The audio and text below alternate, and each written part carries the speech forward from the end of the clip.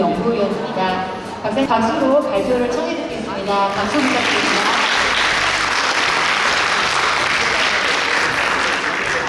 안녕하십니까. 한국보건사회연구원의 장현수입니다. 먼저 이제 배경 간략하게 말씀을 드리면, 기본적으로 이제 그 세종시도 아까 말씀을 해주셨지만 전국적인 어떤 초저출산 특성과 이제 무관하지 않은 그런 지역으로 조금 들어오는 경향이 있습니다. 비록 뭐 다른 지역에 비해서 뭐 출산율이라든가 뭐 출산력이 이렇게 낮지 않은 그런 경향은 나타나지만, 그래도 이제 지속적으로 그 집계적인 어떤 그 출산력 지표가 점차 이제 감소하는 경향이 나타나고 있어서, 그래서 그런 측면에서 이제 기본적인 어떤 배경이 경제적이다 이렇게 보시면 될 것 같고요. 그리고 이제 추가적으로 조금 봐야 될 것들은 이제 연령대별 순유입 규모가 지속적으로 감소를 하고 있다. 그래서 보시면은 이제 젊은 층의 어떤 순유입 규모가 최근 한 10년 동안 크게 이제 감소를 한 경향이 나타나고 있고요. 출생아 수도 마찬가지고 학계 출산율이라든가 저출생률도 이제 똑같이 큰 폭으로 이제 감소하는 경향이 나타나고 있습니다.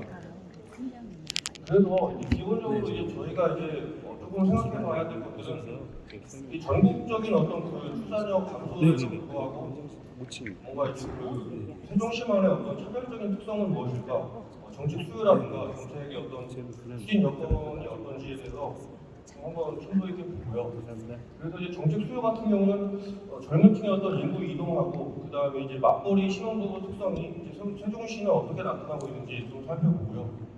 그리고 이제 한계점 같은 경우는 뭐 지속적으로 이제 돌봄 인프라가 이제 공급되고 있고 여러 가지 뭐 인프라 확충이나 확대가 이제 나타나고 있지만 이 정책 수요가 어떻게 맞물려 있는지 그 지점에서 나타나고 있는 한계점은 무엇인가 이런 것들을 좀 말씀을 드리고, 그리고 이제 기본적으로 발표를 이제 그 부탁을 해주셨을 때 구체적으로 이제 세종시 사회서비스원에서 저출산 대응 정책을 위해서 구체적으로 이제 어떻게 이제 어떤 사업을 좀 추진하면 좋을까 이런 구체적인 어떤 그 방안에 대해서 좀 공유해 달라고 하셔가지고, 그래서 이제 그 아까 계속적으로 말씀드리지만 이제 정책 수요나 추진 요건 간의 어떤 유기성을 좀 제고하고 기본적으로 타시도에서 뭔가 수행하고 있는 어떤 그런 우수 사례나 우수 사업 같은 경우는 조금 벤치마킹을 하면서 추진할 만한 그런 논의들을 말씀을 드리도록 하겠습니다. 예, 뭐 기본적으로 이런 부분들은 여러분들께서 훨씬 더 잘 아시는 내용이고요. 그리고 뭐 언론이나 뭐 여러 가지 그 매체를 통해서 기본적으로 아시는 부분이기 때문에 빠르게 넘어가도록 하겠습니다. 그래서 학계 출산율 같은 경우는 지속적으로 좀 감소하고 있고, 특히 이제 그 30대 중후반의 어떤 학계 출산율은 조금 유지가 되고 있지만 다른 연령층의 어떤 출산율은 조금 감소를 하고 있다 이렇게 보시면 되겠고요. 그리고 이제 그 평균 출산 연령도 지속적으로 증가하는데 이 부분은 이제 전국적인 어떤 패턴하고 크게 다르지는 않습니다. 뭐 세종시가 뭐 유독 뭐 출산력이 덜 감소한다 이런 것들은 좀 나타날 수 있지만 전반적인 특성이 전국적인 어떤 특성과 유사하다 이렇게 보시면 될 것 같고요. 그리고 이제 출산할 수의 하락 같은 경우는 이제 어머니의 연령이 이제 25에서 29세라든가 30에서 34세 연령 출산수의 하락이 크게 기인하고 있는데 뭐 이건 지극히 당연한 얘기라서 왜 그러냐면 이 연령대의 어떤 그 출생아 수가 가장 많기 때문에 그렇습니다. 예, 뭐 그렇고요. 예, 그래서 이제 뭐 출생아 수하고 이제 저출생률 같은 경우를 한번 이렇게 최근 한 10년 정도를 봤는데 증가를 계속 하다가 이후에 이제 최근에 좀 감소하는 경향이 이제 명확하게 나타나고 있고요. 예, 요 지점이 되겠죠. 그리고 요 지점에서도 이렇게 좀 감소하는 경향이 나타나고 있다. 그러니까 최근에 이제 이렇게 감소하는 경향이 나타나는 이 지점에 대해서 이제 왜 그런지에 대한 어떤 그런 논의들이 조금 이루어져야 되지 않을까 싶습니다. 사실 이제 그 연령별 출산율 같은 경우는 그간의 어떤 그 세종시에서 추진했던 뭐 정책이라든가 또는 뭐 중앙정부와 이제 매칭을 하는 그 여러 가지 사업의 어떤 추진 결과로도 볼 수 있고요. 그리고 또 어떤 정책 수요의 특성으로도 볼 수 있다는 점이 중요할 것 같습니다. 그래서 아까 말씀을 계속 드렸지만 세종시의 연령별 출산율 같은 경우는 다른 연령층에 비해서는 이 연령층의 출산율이 좀 크게 감소를 했고요. 그리고 특히 이제 그 30대 중후반 출산율은 전국보다 더 이제 크게 감소를 했다. 이 지점에서 뭔가 생각할 만한 어떤 논의들이 나와야 될 것 같다는 생각이 듭니다. 그리고 이제 이동 측면에서의 논의도 좀 중요하게 다룰 필요가 있는데요. 연령대별 이제 순 이동 규모를 한번 봤는데 보시면은 모든 연령 이거 5세 단위로 이렇게 좀 뜨겠습니다. 그랬더니 2014년도부터 이제 급격하게 모든 연령층이 증가를 했겠죠. 그래서 증가를 했다가 이후에는 이렇게 감소를 하는 경향이 나타나고 있고요. 그리고 이제 일부 연령층 같은 경우는 이렇게 지금 순 유출 특성이 최근에 나타나죠.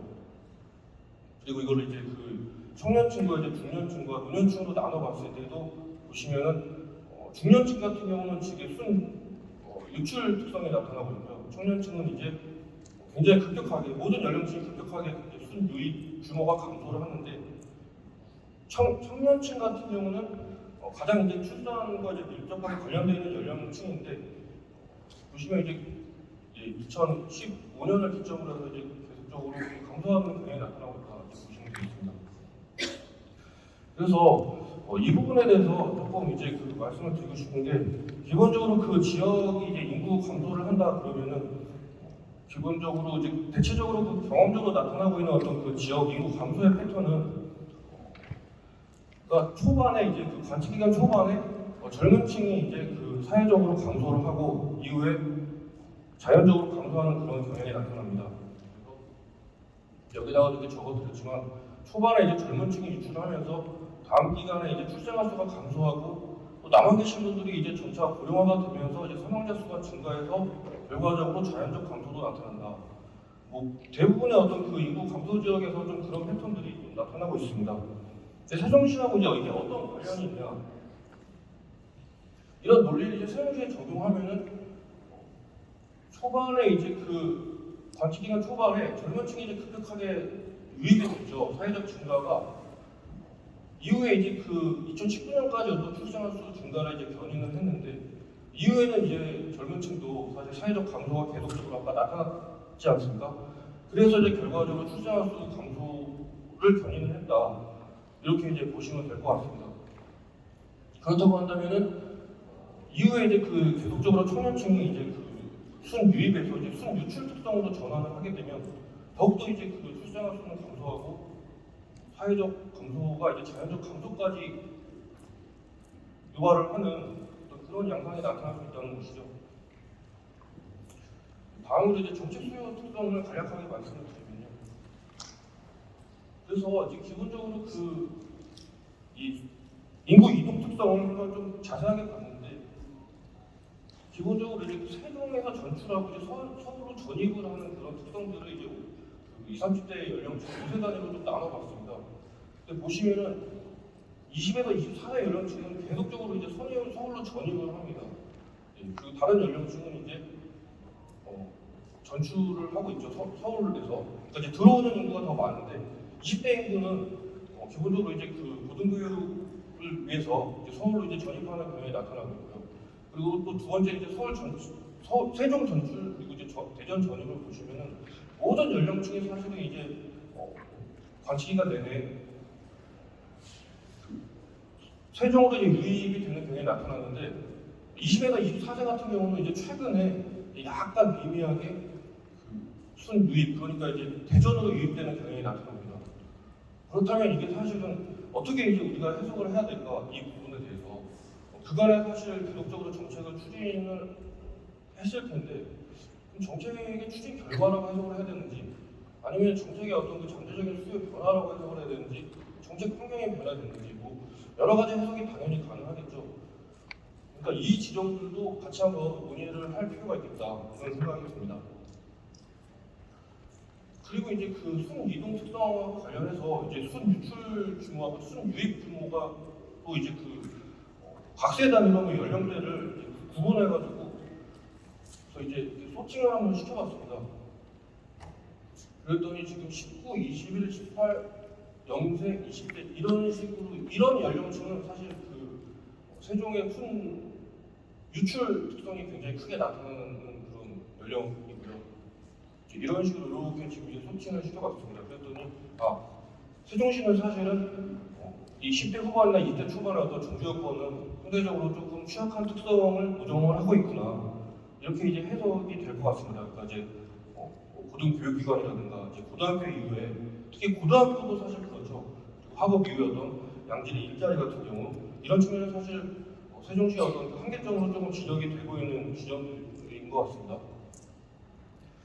순이동을 이제 순유입으로 한번 봤는데 32세, 29세, 30대, 28세, 27세, 그러니까 20대 후반이나 30대 초반의 어떤 그런 순유입은 굉장히 크게 나타납니다. 그렇다면은 이 저출산 대응 정책의 어떤 그 방향은 기본적으로 20대 후반에서 30대 초반의 어떤 정책 수요가 상대적으로 클 수 있겠다, 이렇게 이제 해석이 가능할 것 같다는 생각이 듭니다. 물론 이건 전적으로 제 의견이고요. 다른 의견이 있을 수도 있을 것 같습니다. 추가적으로 또 보면은 최근 그 자료를 봤더니 세종시의 어떤 그 초년 신혼부부의 평균 출생아 수는 이제 전국 평균보다는 조금 높은 특성이 나타납니다. 전국에서 이제 세 번째로 높고요. 평균보다도 좀 높은 특성이 나타나고 있는데, 그렇다면 이제 상대적으로 이들의 어떤 정책 수요를 조금 더 이 세종시 사회 서비스원에서 중점